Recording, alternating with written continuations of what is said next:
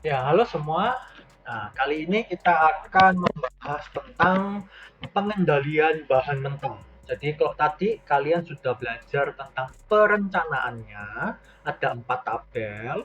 Kali ini kita akan lanjut ke pengendalian. Ya, karena sekali lagi anggaran ya di dalam proses manajemen itu berarti sama dengan perencanaan dan pengendalian, planning dan kontrol. Oke, untuk pengendalian bahan mentah, yang perlu kalian ingat untuk yang namanya pengendalian itu tujuannya itu pasti seperti ini, yaitu membandingkan nilai real ya atau yang sudah terrealisasi, nilai yang sudah terrealisasi dibandingkan dengan anggaran yang kalian buat di atas. Nah, supaya diketahui penyimpangan atau varian yang terjadi. Ya, jadi varian itu artinya adalah penyimpangan. Penyimpangan ini maksudnya gimana? Jadi gampangannya, anggaran yang sudah kita buat, kita selisihkan dengan nilai yang terrealisasi, itu apakah penyimpangannya itu menguntungkan atau merugikan? Variannya itu menguntungkan atau merugikan. Nah, itu adalah kunci daripada pengendalian. Nah, oke, untuk pengendalian bahan mentah terdiri dari dua laporan, yaitu laporan pelaksanaan pembelian, ya. Jadi kuncinya di sini, pelaksanaan pembelian dan juga pelaksanaan pemakaian. Atau bisa dibilang ini didapat dari tabel 3, tabel yang ya tabel step 3 ya, Step 3 kalau yang ini di tabel step 1 dan 4. Nah, seperti itu. Ya. Jadi, seperti apa? Nah, ini mari kita langsung coba lihat contoh soalnya. Jadi, ini adalah masih dengan PT Mitra Garmen ya, PT Mitra Garmen ya, contoh soal yang di atas. Lalu ini adalah informasi tambahannya. Tentang apa? Tentang ini. Tentang realisasinya atau ini ya, nilai realnya berapa, realisasinya itu berapa. Oke, ini ada informasi tentang realisasi pembelian dan pemakaian. Nah, supaya apa? Karena kita mau membuat laporan pembelian dan pemakaian. Ya, jadi ini adalah nilai realisasi pembelian, informasi pembelian, dan juga realisasi pemakaian pada triwulan 3 saja. Sekali lagi, kalian juga harus memperhatikan periodenya itu kapan untuk informasi tambahannya. Dalam hal ini, contoh ini, informasi tambahannya hanya ada untuk triwulan 3 saja. Ya, untuk bahan mentah kain satin saja. Jadi bukan untuk kulit, tapi khusus kain satin. Jadi kalian harus lihat soalnya, informasinya tentang apa. Nah, kali kali ini kebetulan pembelian dan pemakaiannya sama-sama di triwulan 3, sama-sama untuk bahan mentah kain satin. Oke, lalu mari kita langsung lihat saja ini informasi tambahannya. Pada triwulan 3 terjadi pembelian bahan mentah kain satin ya. Terjadi, sudah terrealisasi berarti. Sejumlah 17.050 unit dengan harga beli 21.000. Nah, sekarang mari kita lihat ya tentang pembelian kain satin di triwulan 3. Ya, di step 3. Oh, maaf, ini step 2.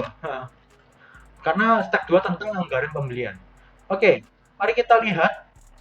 Ini ya, anggaran pembelian bahan mentah. Jadi tadi kain satin ya, kain satin di triwulan 3 nilai pembeliannya.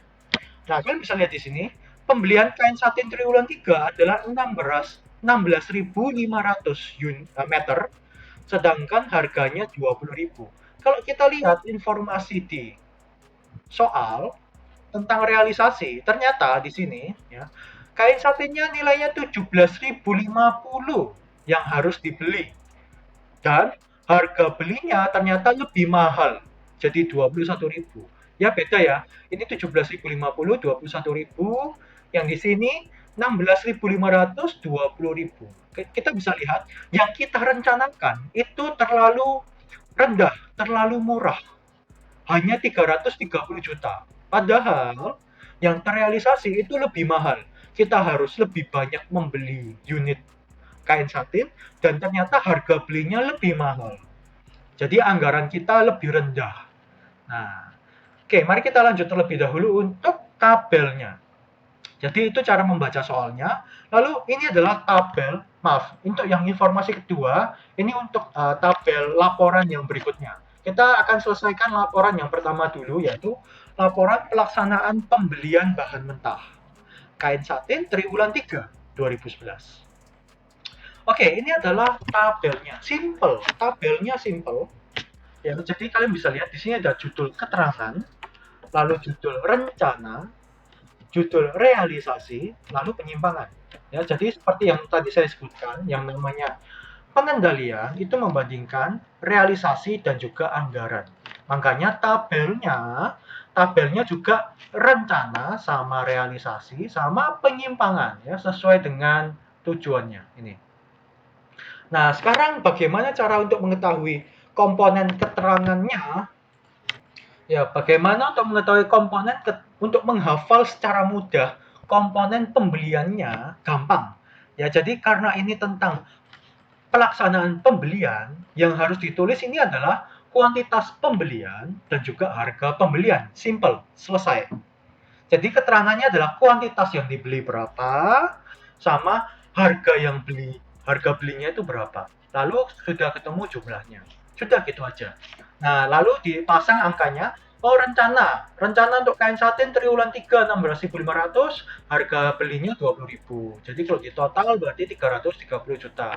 Oh, realisasinya. Ternyata realisasinya 17.500 ini. 17.500 dan harga belinya ternyata 21.000. Berarti kalau saya jumlah berarti saya kali dapat 358 juta 50.000. Nah, ini kalau dilihat penyimpangannya, nah berarti ini. Sekali lagi, penyimpangan variance itu rumusnya adalah rencana kurangi real. Ya. Karena kenapa ya? Selalu rencana dikurangi real atau realisasinya. Ya, kenapa? Karena kita ingin tahu apakah kita sudah membuat perencanaan yang baik, tidak terlalu rendah, tidak terlalu tinggi. Ya, kita sih harapannya kalau ya jadi kalau jika rencana lebih besar dari real maka menguntungkan. Ya, ya. Namun kebalikannya, jika rencana lebih kecil dari real, maka merugikan. Nah, seperti ini contohnya. Jadi sekali lagi, karena rumusnya itu pasti rencana kurangi real, maka penyimpangan ini pasti rencana kurangi real. Nih, rencana 16.500 kurangi 17.050. Ketemunya minus 550 meter. Nah, persentasenya didapat dari ini 550 ini dibagi dengan rencana. Selalu dibagi dengan rencana, ya. Ketemu minus 3,33%. Ya, berarti bisa dibilang secara perencanaan kuantitas kita rugi.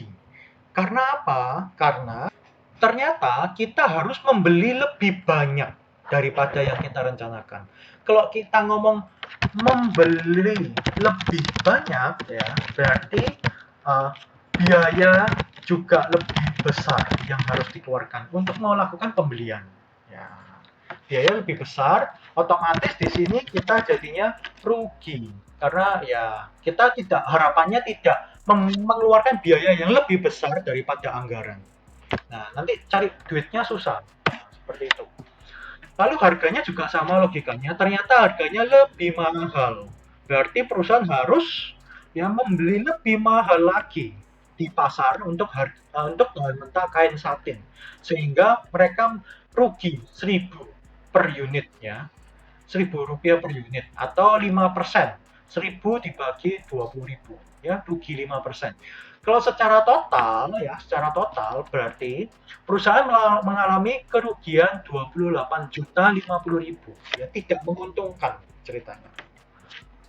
Oke, ini adalah cara membuat tabelnya. Jadi lalu setelah kalian membuat tabel, kalian nanti akan membuat analisis variance. Oke, untuk analisis variance ini akan saya terangkan di video berikutnya.